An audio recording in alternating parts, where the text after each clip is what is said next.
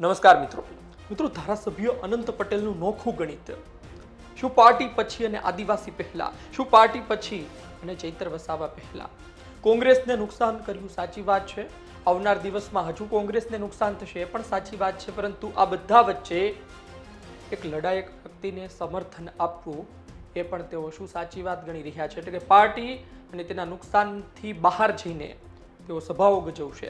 વિસ્તારથી વાત કરું તો અનંત પટેલે આ પહેલા એક બાઇટ આપી હતી, એક નિવેદન આપ્યું હતું. નિવેદનમાં તેમણે કહ્યું હતું કે આ ભારતીય જનતા પાર્ટીનું શાસન છે, આમાં ચૈતર વસાવા પર કેસ થાય, અનંત પટેલ પર પણ કેસ થાય, અનંત પટેલ પણ ક્યારેય જેલમાં જઈ શકે, મનસુખ વસાવા પણ ક્યારેય જેલમાં જઈ શકે, દર્શનાબેન દેશમુખ પણ ક્યારેય જેલમાં જઈ શકે, આમાં નક્કી ના હોય. તેમણે એ પણ કહ્યું કે માથું ફોડી નાખ્યું, મારા પર હુમલો થયો, પરંતુ ત્યારે 302 ન લાગી. આ પ્રકારનો ભેદભાવ કેમ? અને જે બાદ એક જાહેરાત કરવામાં આવી કે ડેડિયાપાડામાં 2 તારીખે એક મોટી સભા થશે. આ સભામાં રાજસ્થાન, મહારાષ્ટ્ર, મધ્યપ્રદેશ અને ગુજરાતના આદિવાસી સમાજના લોકો ભેગા થશે. ચૈતર વસાવા પર વાત કરવામાં આવશે. તો હવે તેમણે પોસ્ટર મૂક્યું છે કે તેઓ પણ આવશે, ત્યાં તેઓ પણ સભા ગજવશે.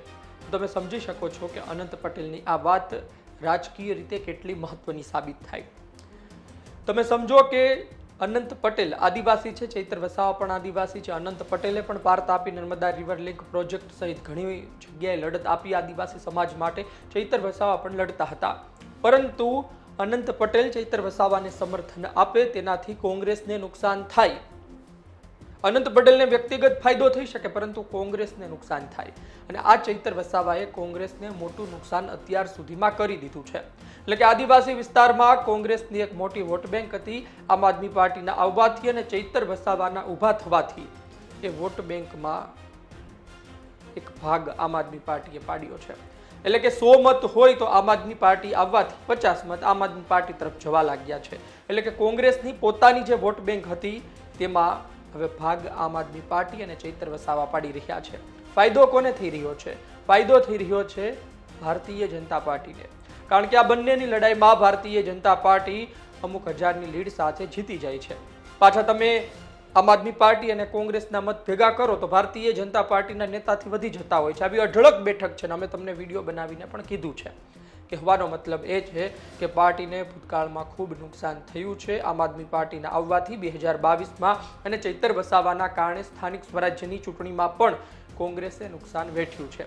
આ બધી પરિસ્થિતિ વચ્ચે તેઓ જેલમાં જાય, તેમનું ધારાસભ્ય પદ રદ થાય તો કોંગ્રેસ માટે પણ એક સારા સમાચાર ગણવામાં આવતા હતા કે કોંગ્રેસને પણ હાશકારો થશે કે સારું, હવે આ ચહેરો થોડો શાંત થશે અને કોંગ્રેસ તે વિસ્તારમાં કામ કરી શકશે, એ વિસ્તારમાં કોંગ્રેસ પોતાનું મેદાન બનાવી શકશે. પરંતુ આ બધા વચ્ચે સમાચાર મળે છે કે અનંત પટેલ તો સમર્થન આપી રહ્યા છે. અમરસિંહ ચૌધરી આદિવાસી સમાજથી આવતા ગુજરાતના મુખ્યમંત્રી, કોંગ્રેસે જેમને મુખ્યમંત્રી બનાવ્યા હતા, એ અમરસિંહના દીકરા તુષારભાઈ ચૌધરી કોંગ્રેસમાં છે, મોભાના સ્થાન પર છે, પણ તેમના કોઈ નિવેદન નથી આવતા. કાંતિભાઈ ખરાડી પણ છે, કાંતિભાઈ ખરાડીના પણ એવા કોઈ મોટા નિવેદન નથી આવ્યા. પરંતુ અનંત પટેલ એ જ અંદાજ સાથે બોલે છે અને ચૈતર વસાવાને સમર્થન આપે છે, જાણે એમની રાજનીતિ અલગ ચાલતી હોય. તમે સાંભળો, ભૂતકાળમાં તેમણે નિવેદન આપ્યું હતું ત્યારે તેઓ શું બોલ્યા હતા. ચૈતર વસાવા પર જે રીતે ન્યાયપાલિકે ચુકાદો આપ્યો છે એની શંકા અમને પહેલેથી જ હતી. આ સરકારના વિરોધમાં કોઈ પણ બોલે, કોઈ પણ આંદોલન કરે અથવા એના વિરોધમાં અવાજ ઉઠાવે એટલે એને કોઈ પણ રીતે સંડોવવાનો, એને કોઈ પણ રીતે ભેરવવાનો એ આદિવાસી સમાજ પરનો અત્યાચાર છે અને એ ભાજપની સરકાર હર હંમેશા કરી આવી છે. અમારા પર પણ હુમલો થયો અને એના આરોપીને તાત્કાલિક જામીન મળી ગયા. અમને હાઈકોર્ટમાંથી જામીન મળ્યા હતા. અમારા પર પણ કેસ ચાલે છે અને અમારા પર પણ સજા થાય તો કોઈ નવાઈની વાત નથી. આવનારા દિવસમાં મનસુખભાઈ પણ કોઈ ગુનામાં ભેરવાઈ જાય કે દર્શનાબેન દેશમુખ પણ કોઈ ગુનામાં ભેરવાઈ જાય, એમાં કોઈ શંકાને સ્થાન નથી. આ સરમુખત્યારવાળી સરકાર છે, જી હજુરીવાળી સરકાર છે. આના વિરોધમાં કોઈ આંદોલન કરે અથવા કોઈ આદિવાસી સમાજના કોઈ ગરીબ લોકોને વનકર્મી દ્વારા રંજાડવામાં આવે પણ જો કોઈ ધારાસભ્ય અવાજ ઉઠાવે તો એના પર ગુનો દાખલ થાય. એને ગ્લાસ માર્યો કે નહીં માર્યો એ પછીની વાત છે. મારું માથું ફોડી નાખવામાં આવ્યું, મને પાસણી મારી ભાંગી નાખવામાં આવી, છતાં પણ એના પર 302 નો ગુનો દાખલ કરવામાં ન આવ્યો અને મારા પર જ 3 જેટલા ગુના લગાવવામાં આવ્યા. એટલે આ ચેતરભાઈની સાથે સમગ્ર આદિવાસી સમાજ છે, અમે એમની સાથે રહીશું. તો આપે સાંભળ્યું કે શું વાત કરવામાં આવી. તમે જુઓ કે આ જ અલગ ગણિત છે, આ જ અલગ રાજકારણ છે. ઘણા નેતાઓ પાર્ટીની પર જતા રહેતા હોય છે, એટલે કે પાર્ટીનો સિમ્બોલ તેના પર લાગતો હોય છે, પરંતુ કાલ સવારે પાર્ટી તેને દૂર કરી દે અથવા તો તે પાર્ટીમાં રાજીનામું આપી દે તો પણ એમનામાં એક ત્રેવડ હોય છે કે વિસ્તારથી સારા એવા મત લાવી શકે, જીતી પણ શકે અથવા તો કોઈને હરાવી શકે. એટલી સક્ષમતા તેમણે હાસિલ કરી દીધી હોય છે. તે આંદોલનમાં જાય, તે લોકોને મદદ કરવા જાય ત્યારે કોઈ પાર્ટીના સિમ્બોલ સાથે, કોઈ પાર્ટીના ખેસ પહેરીને નથી જતા, એ પોતાના ચહેરા સાથે જતા હોય છે. ભારતીય જનતા પાર્ટીના નેતાઓ પણ હવે તેવું શીખી ગયા છે.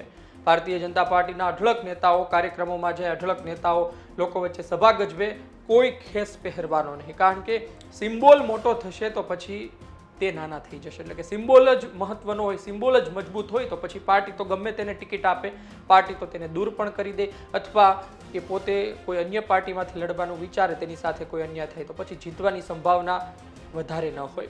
આ જ કારણોસર હવે દરેક પાર્ટીમાં લોકો શીખી ગયા છે. એ જ પ્રકારે કોંગ્રેસમાં પણ અનંત પટેલ જેવા નેતાઓ એટલા બધા પાર્ટી કરતા સમાજને, વિસ્તારના પ્રશ્નોને મહત્વ આપતા હોય છે. પાર્ટીને પણ ઘણી વખત એ ફાયદાકારક સાબિત થતું હોય છે, કારણ કે પાર્ટી અંતે પરિણામ જુએ કે કેટલા ધારાસભ્યો જીતીને આવે છે. સવારથી ઉઠીને ખેસ પહેરીને ફરે પરંતુ પરિણામ ન આવે તો તેનો કોઈ મતલબ નથી. અનંત પટેલ જે પ્રકારે ચૈતર વસાવાને સમર્થન આપી રહ્યા છે એ મુજબ એમની છબી મજબૂત થઈ રહી છે. આવતીકાલે 2027માં ચૂંટણી થાય તો અનંત પટેલને ફાયદો થાય, કારણ કે આદિવાસી સમાજના લોકો તેવું વિચારે કે અનંત પટેલ તો આદિવાસીને પહેલા ગણે છે, કોંગ્રેસ પછી આદિવાસી પહેલા. આ જ કારણોસર એમણે જે તે સમયે ચૈતર વસાવાને પણ સમર્થન આપ્યું હતું, આદિવાસી સમાજ માટે લડાઈ લડી, એટલે એમની માટે ખૂબ ફાયદાકારક છે આ બાબત. અને ચૈતર વસાવાને ખરા અર્થમાં તેઓ લડાયક નેતા ગણતા પણ હોઈ શકે. પોલિટિકલ પાર્ટીઓમાં ભલે જેમ કે કોંગ્રેસનો નેતા હોય તો એમની દ્રષ્ટિએ આમ આદમી પાર્ટીમાં કોઈ નેતા હોય કે આ પણ એક લડાયક નેતા છે, ભલે એની વિચારધારા કદાચ કોંગ્રેસ સાથે નથી અથવા તે કોંગ્રેસમાં જોડાયેલા નથી. ભારતીય જનતા પાર્ટીના નેતાઓ પણ અંદર ખાને વાત કરતા હોય છે કોંગ્રેસનો આ નેતા ખૂબ સારું કામ કરે છે, પણ બહાર ના બોલે, કારણ કે બહાર બોલે તો પછી પાર્ટીની શિસ્ત નડે, કાર્યવાહી થઈ, સમાચાર બને. એટલે આ બધી વાત વચ્ચે અનંત પટેલ કદાચ માનતા હોય કે ચૈતર વસાવા ખરા અર્થમાં લડાયક નેતા છે. પેસા એક્ટ હોય, અનુસૂચિ 5 હોય, જંગલના કાયદાઓ હોય, તેને લઈ તેઓ લડાઈ લડતા રહ્યા છે. ને મૂળ વાત વર્ષોથી એક જ ચાલતી આવી રહી છે, વાત છે વન કર્મચારી અને આદિવાસી સમાજના લોકો વચ્ચેના ઝઘડા. વર્ષોથી ચાલે છે. આની પાછળ ઘણા નેતાઓએ મહેનત કરી, ઘણા આમાં લડાઈ લડતા લડતા નેતા બની ગયા, ધારાસભ્ય બની ગયા, દિગ્ગજ નેતા બની ગયા અને નિવૃત્તિના આરે છે. અને ઘણા આ જ રસ્તે આગળ જઈ રહ્યા છે અને પોતે મોટા નેતા બની રહ્યા છે. તમે સમજો કે આદિવાસી સમાજનો ખેડૂત અને વનકર્મી વચ્ચેની બબાલ હોય, એમાં કોઈ વચ્ચે પડે, જેલમાં જાય તો આદિવાસી સમાજ માટે તો એ મસીહા બની જાય કે અમારી માટે જેલમાં ગયો છે. પણ પછી મોટી સજા થાય તો પછી નુકસાનકારક એમના માટે પણ રહે. આદિવાસી સમાજ વર્ષોથી જંગલમાં રહે છે, જંગલને પોતાનું ઘર માને છે, અને આ જંગલના રક્ષણની જવાબદારી વન કર્મચારીઓ પર હોય છે. એમનું પોતાનું કામ કરતા હોય છે કે ભાઈ કાયદોકીય રીતે આ રક્ષણ કરવાનું છે, તમે મધ ના કાઢી શકો, તમે લાકડા ના લઈ શકો, તમે ખેતી ના કરી શકો, અલગ અલગ બાબતને લઈ ઝઘડો થતો હોય છે. આપણે ત્યાં 2005 પહેલા જે ખેતી કરતા હોય એમને એ વિસ્તારમાં ખેતી કરવા દેવામાં આવે તેની પણ વાત છે, પરંતુ ઘણી અરજીઓ પેન્ડિંગ હોય, ઘણી વખત હજુ પૂરું કામ ના થયું હોય, આ વચ્ચે કામ પણ શરૂ રહે અને વિરોધ પણ કરવામાં આવે અને પછી બબાલો થતી હોય છે. આદિવાસી સમાજના લોકો દ્રઢપણે માને છે કે વર્ષો પહેલા અમારા બાપ દાદાઓ આ જંગલમાં રહેતા હતા અને આ જંગલમાં જ અમે મોટા થયા છીએ, તો પછી આ જંગલમાં અમને હવે જવા પર પ્રતિબંધ કેમ છે? આ જંગલમાં જવા પર ચાલો અમને પ્રતિબંધ ન લગાડવામાં આવે, પરંતુ ત્યાંની વસ્તુઓ અમને કેમ ના મળી શકે, અમે ત્યાં કેમ ના રહી શકીએ?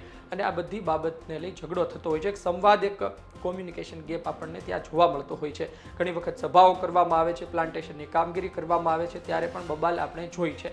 પાડલિયાની ઘટના તેનું મોટું ઉદાહરણ છે. જોઈએ આવનાર દિવસમાં શું થાય છે, પરંતુ સેન્ટરમાં વાત એ છે, કેન્દ્રમાં વાત એ છે કે અનંત પટેલ જાણે છે, સમજે છે કે ચૈતર વસાવાના કારણે કોંગ્રેસને નુકસાન થયું છે, ચૈતર વસાવાના કારણે કોંગ્રેસની વોટ બેંક દૂર થઈ છે, પરંતુ આ અનંત પટેલ આમ છતાં પણ ચૈતર વસાવાને સમર્થન આપવાના છે. ભૂતકાળમાં વાત કરી છે, સભા પણ ગજવવાના છે. એ શું દર્શાવે છે? એ દર્શાવે છે કે પાર્ટી પછી એમના માટે સમાજ પહેલા અને મેસેજ લોકો સુધી તેઓ દ્રઢપણે પહોંચાડી રહ્યા છે.